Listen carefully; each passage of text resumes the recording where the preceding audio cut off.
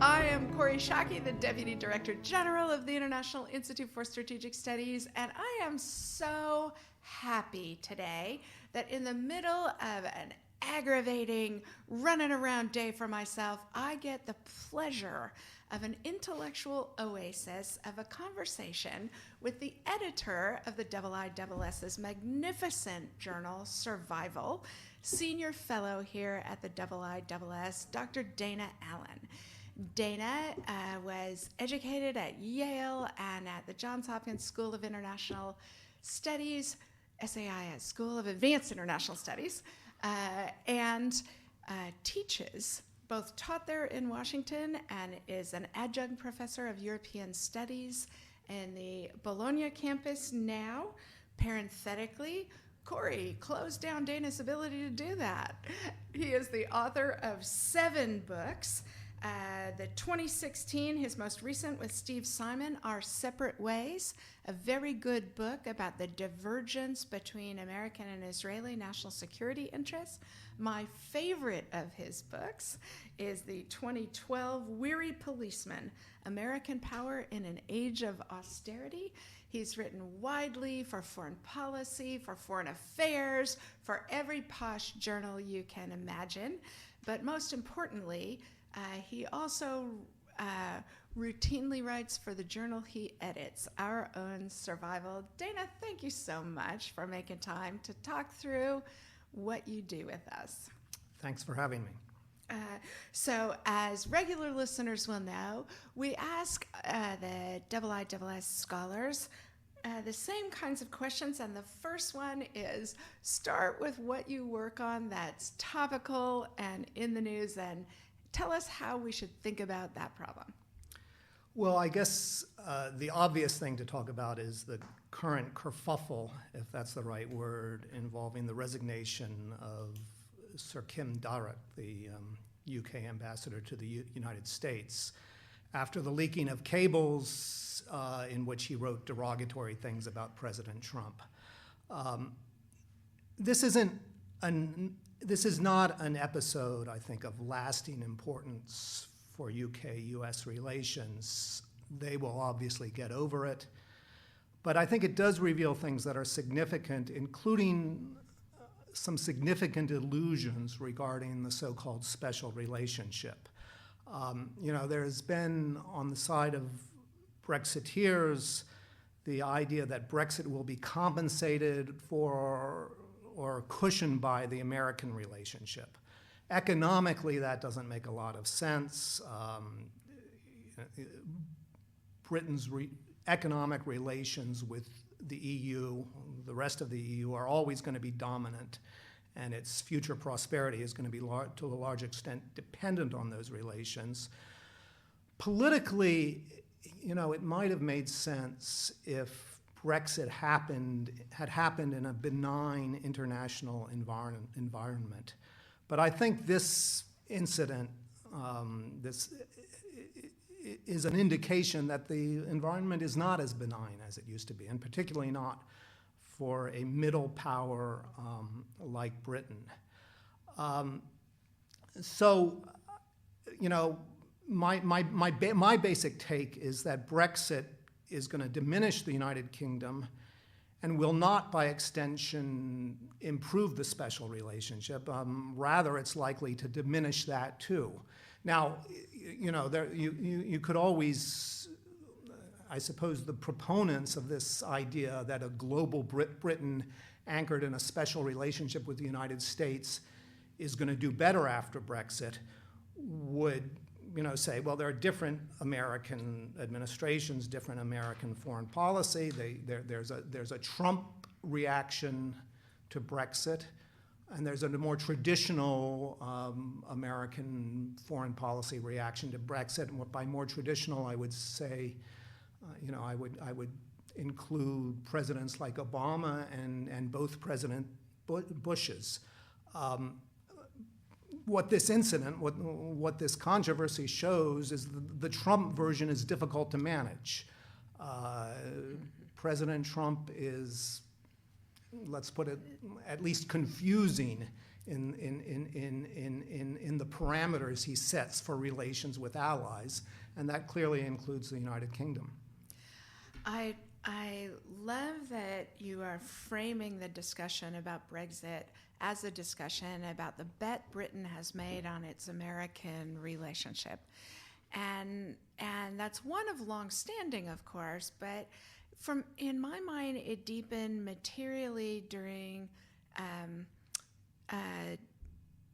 Tony Blair's government, when the British Defence Reviews began stating as a fundamental assumption that Britain would never fight a war without American assistance. How far do you think the relationship is genuinely rocked? If you were the Secretary of State for Defense in the United Kingdom right now, would that assumption in your planning make you nervous? I don't think that assumption is rocked. I think I said at the outset that, or at least I meant to say at the outset, that the common interests between the United States and Britain are still there. They'll still endure. There is still a kind of a special relationship. And so that planning assumption is probably correct. But I'd say a couple things about it. First of all, while Britain may assume that it's not going to fight without the United States may have less of a regard for what Britain brings to the table. That's a very good point. Defense spending for any country, possibly leaving the United States aside, is decided at the margin, and a relatively economically weaker Britain is going to have a smaller defense budget. I think it's not inevitable, but I think it's very, very likely. The other answer I would give is that, war is, of course, an extremity. It's not the normal stuff of foreign policy, or maybe it's the normal limiting condition. It hovers over all foreign policy. But within the parameters of a peaceful situation, within the parameters of peacetime, a country like Britain, tries to exert influence, conduct diplomacy, with a range of partners. Britain, you alluded to the fact that this sort of bifurcation or this tension between a European vocation and an American special relationship is a very old one. It goes back at least to World War II. British policy, though, has always tried to balance, let's put it that way. And it's always been pushed by Americans. Again, there are a few exceptions to this, but it's usually been pushed by Americans to have a place in Europe, because American administrations saw that as being in the American interest. I think the Americans are still going to see that in the American interest. The Trump presidency is an anomaly in this regard, but assuming we return to something like the traditional American foreign policy, you're going to see a marginal shift of American interest and attention, I would say, to France and Germany, and away from the United Kingdom. It's not going to be catastrophic. It doesn't mean the end of the special relationship. It's marginal. But it's not what some Brexit proponents imagine, which is a supercharged revival of the special relationship. Yeah, I think that's really interesting.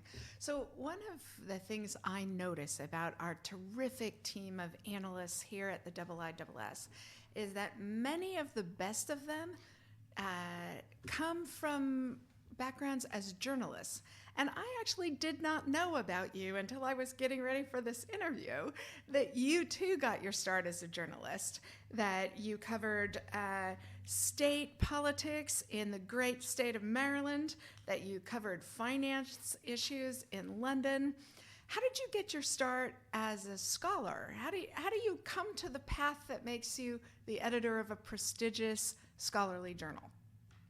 Well, as you imply, I came to it sideways. I was an English major at Yale, and like many English majors, saw myself as a budding novelist. And so I took the Hemingway route of working for provincial newspapers, which I did for a few years. And after about 4 years of covering things like the Maryland State House and criminal courts, I emulated a family friend and enrolled or applied to Johns Hopkins SICE, the School of Advanced International Studies. I applied to the Bologna Center, Bologna, Italy. I had never actually been to Europe previously, which is a little odd because I've sort of almost never left since then. Yeah. My plan was to continue as a newspaper journalist or some kind of journalist. But while at Johns Hopkins SICE, I acquired a mentor, which I think is an important pivot of a lot of these stories. His name was and is David Kaleo. I love David Kaleo. A great scholar and a very important and positive influence on a lot of people. Yeah. A lot of his students, like me. He was the founding director. He's emeritus now at Johns Hopkins, but he was a founding director of European Studies at SICE. I say the founding director. Gave me my first teaching job in the European Studies program at SICE. Then we have that in common. But the interesting thing about David, or one of the many interesting things about David, he had established when he was teaching at Yale a program called History, Arts, and Letters. And he always took a very broad cultural, historical, economic, but also literary approach to the study of Europe, the study of the United States. And he brought the same broad view of teaching to SICE. And so I think that this has kind of infected me. I hope it's infected me. It's certainly what I've taken from David, a view that international relations is not a particularly wonky study. It's history in a sense, and it's contemporary history, of course, but it has to be grounded in every dimension of global, and in my case, American and European history. So I hope that your favorite book in your field is one of literature, given the answer you just said. What is your favorite book in your field, Dana? Well, it is certainly a book of literature. I hesitate with this word favorite. There are a lot of great books, and the one I've decided to choose for this question nice distinction. is actually a rather horrifying book.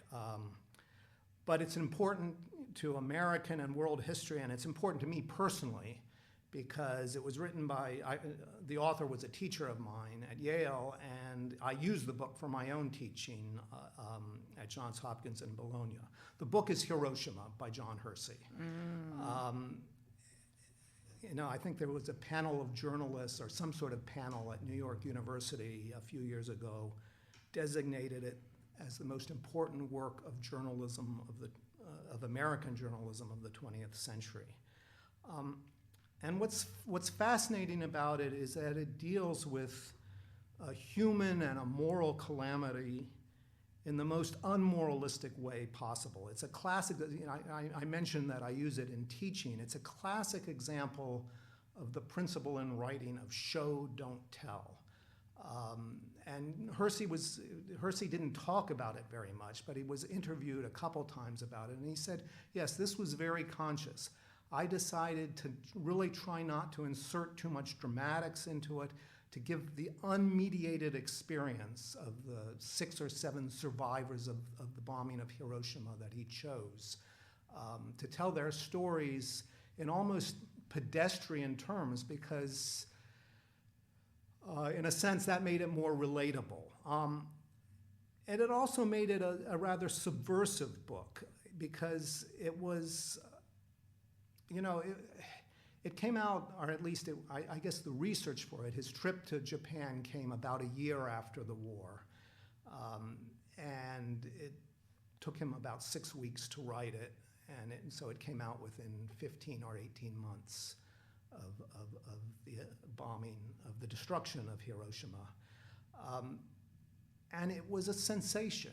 It was fascinating if you look back at that book's reception, that within a year and a half of a total war against an enemy that was demonized in racial terms, it struck a chord of incredible empathy in the American public.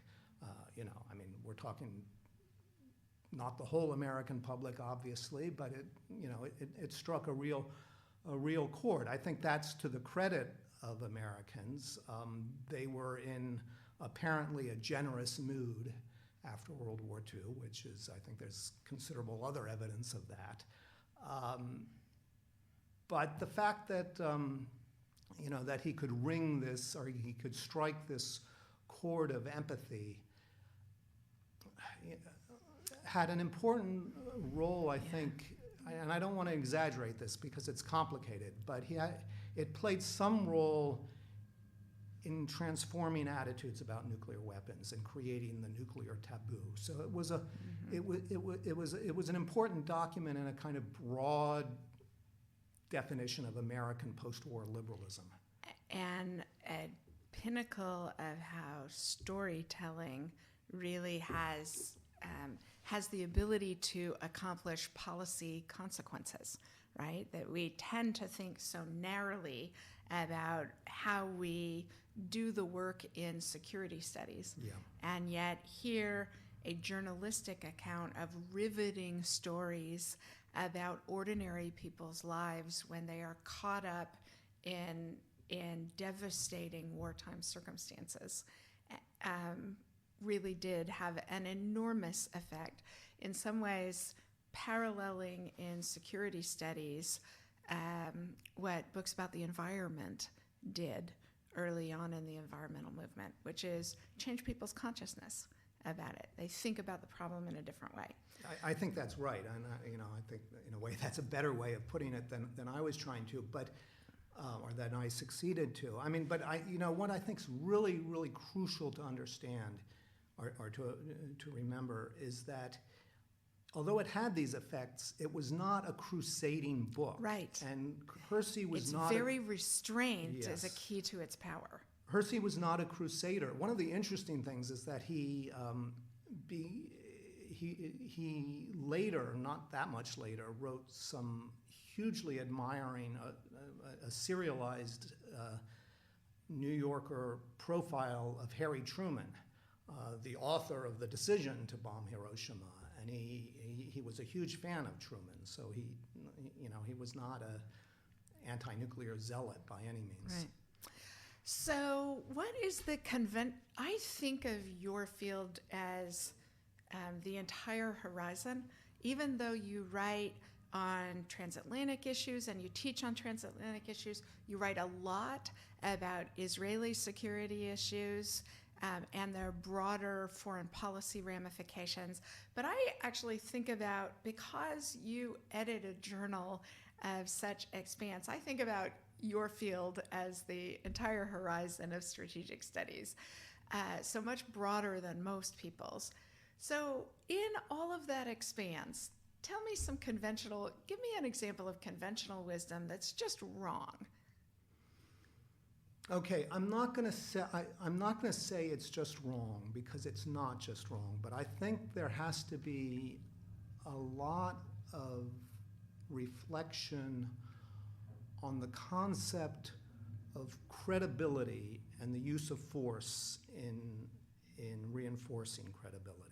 We had, of course, a big debate about this, a continuing debate about this in the aftermath of President Obama's decision to negotiate a deal rather than punish Syrian use of chemical weapons with military strikes. That's a kind of recent example. It's very contentious, and we can come back to it, obviously. But I would just observe that the relationship between the use of military force and a state's credibility, we're talking about the United States in most of these cases, is not straightforward. I'll give you two examples that I can think of. One, you mentioned my interest in Israel.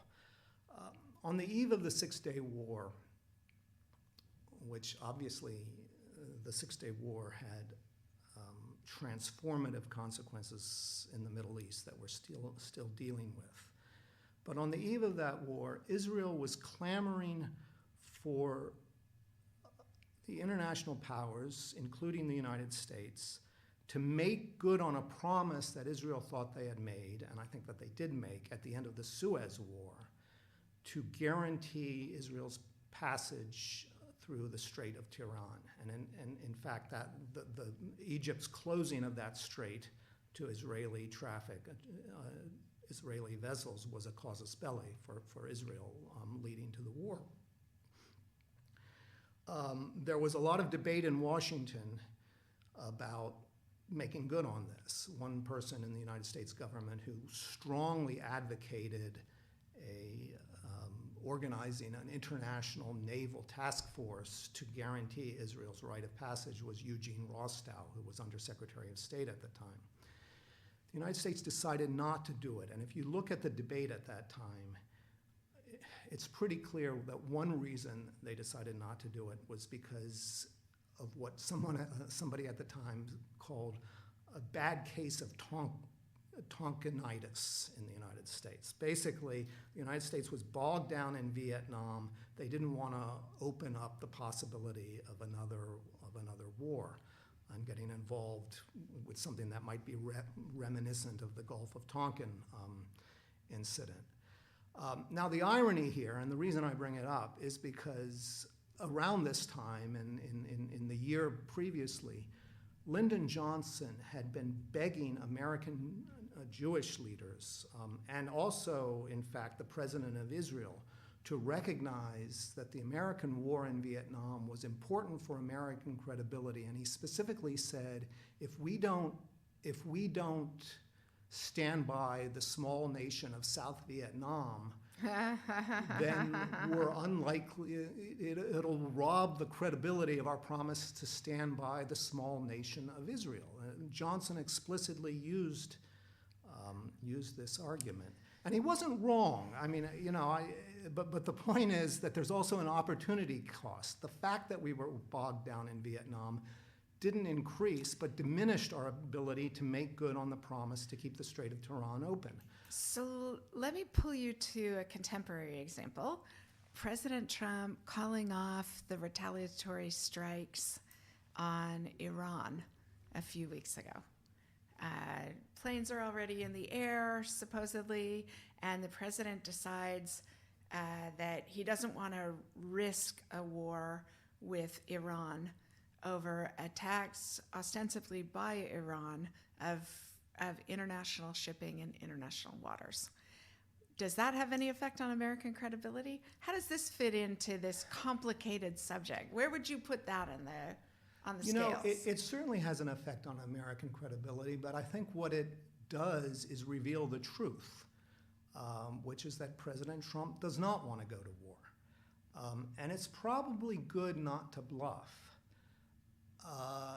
Or at least if you're bluffing in such a volatile situation where military confrontation and war is a real possibility, you're not going to, bluffing can be dangerous, let's put it that way.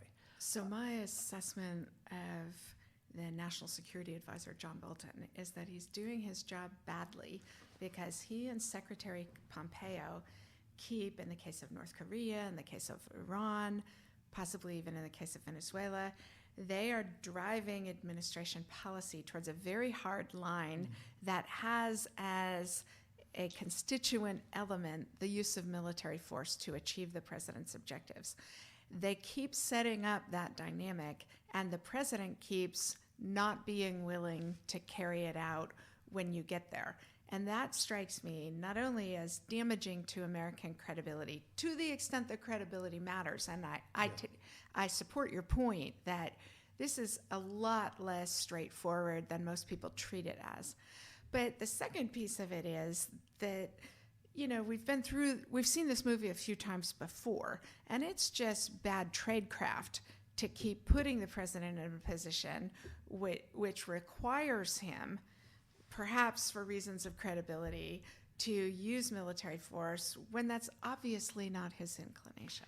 Yeah, I mean, I agree with that, and I also think that it shows, I insisted that I'm not trying to call this a completely wrong form of conventional wisdom, because in the example you're using, actually, it does show the problems of reduced credibility. One of the problems you see is that Iranian leaders are saying openly, and I've heard Iranians privately say, they don't believe the United States will go to war. They think they've read this president and they know he doesn't want to do it. Well, that obviously invites challenge, and since the whole system is sort of rigged up with a possibility for war, it could lead to a very bad miscalculation.